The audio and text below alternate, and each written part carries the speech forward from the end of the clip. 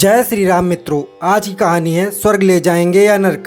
और चैनल पर नए हो तो चैनल को सब्सक्राइब अवश्य करें। प्रभु राम आपका कल्याण करेंगे। तो आइए शुरू करते हैं। एक बुजुर्ग महिला की मृत्यु हो गई। यमराज उसे लेने आए। महिला ने यमराज से पूछा, आप मुझे स्वर्ग ले जाएंगे या नरक? यमराज बोले, दोनों में से कहीं नहीं।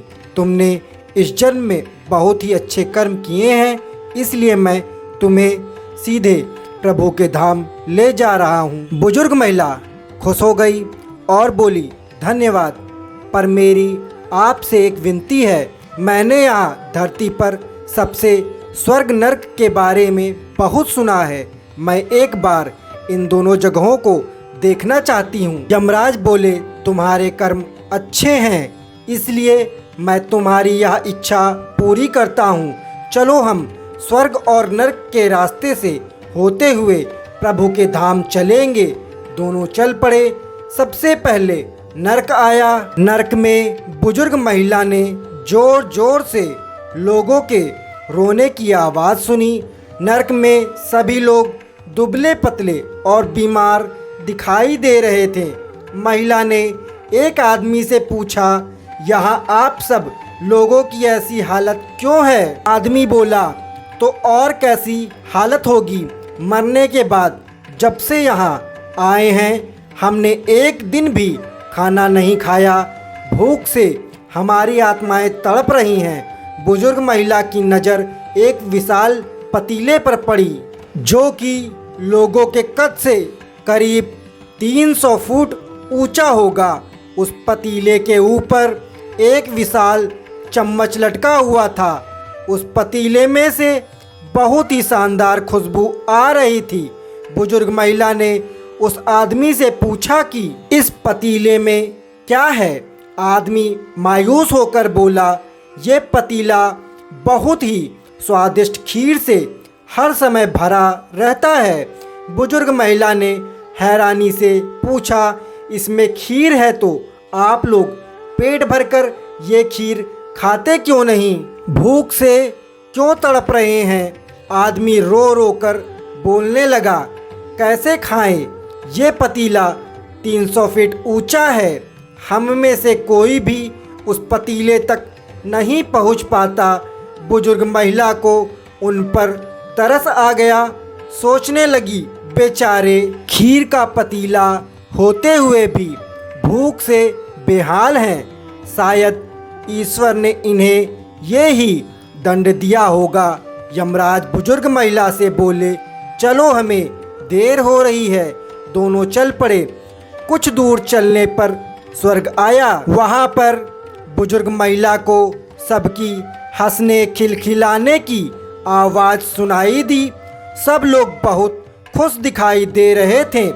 उनकी खुश देखकर बुजुर्ग महिला भी बहुत खुश हो गई। पर वहाँ स्वर्ग में भी बुजुर्ग महिला की नज़र वैसे ही 300 फुट ऊंचे पतीले पर पड़ी जैसा नरक में था। उस पतीले के ऊपर भी वैसा ही चम्मच लटका हुआ था। बुजुर्ग महिला ने वहाँ के लोगों से पूछा, इस पतीले में क्या है? स्वर्ग के लोग बोले, इसमें बहुत स्वादिष्ट खीर है। बुजुर्ग महिला हैरान हो गई और उनसे बोली, पर यह पतीला तो 300 फुट ऊंचा है। आप लोग तो इस तक पहुंच ही नहीं पाते होंगे। उस हिसाब से तो आप लोगों को खाना मिलता ही नहीं होगा। आप लोग भूख से बेहाल होंगे। पर मुझे तो आप सभी इतने खुश लग रहे हो, ऐसा कैसे?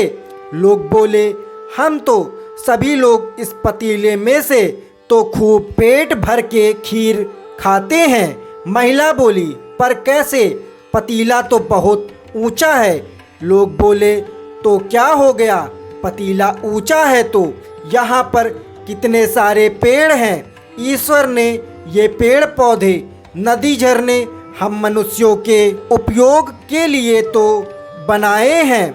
हमने इन पेड़ों की लकड़ी ली, उसको काटा, फिर लकड़ियों के टुकड़ों को जोड़ के विशाल सीढ़ी का निर्माण किया। उस लकड़ी की सीढ़ी के सहारे हम पतीले तक पहुँचते हैं और सब मिलकर खीर का आनंद लेते हैं। बुजुर्ग महिला यमराज की तरफ देखने लगी। यमराज मुस्काए बोले, ईश्वर ने स्वर्ग और नरक मनुष्यों के हाथों में ही सौंप रखा है। चाहे तो अपने लिए नरक बना ले, चाहे तो अपने लिए स्वर्ग। ईश्वर ने सबको एक समान हालातों में डाला है, उसके लिए उसके सभी बच्चे एक समान हैं। वो किसी से भेदभाव नहीं करते। वहाँ नरक में भी पेड़ पौधे सब थे, पर वो लोग खुद ही आलसी हैं। उन्हें खीर हाथ में चाहिए। वो कोई कर्म नहीं करना चाहते, कोई मेहनत नहीं करना चाहता, इसीलिए सब भूख से बेहाल हैं। यही तो ईश्वर की बनाई इस दुनिया का नियम है। जो कर्म करेगा, मेहनत करेगा, उसी को मीठा फल खाने को मिलेगा। अर्थात स्वर्ग एवं नरक आपके हाथ में ही है। मेहनत करें, अच्छे कर्म करें और अपने जीवन को स्वर्ग बनाएं। दोस्तों, कहानी अच्छी लगी हो तो चैनल को सब्सक्राइब अवश्य करें।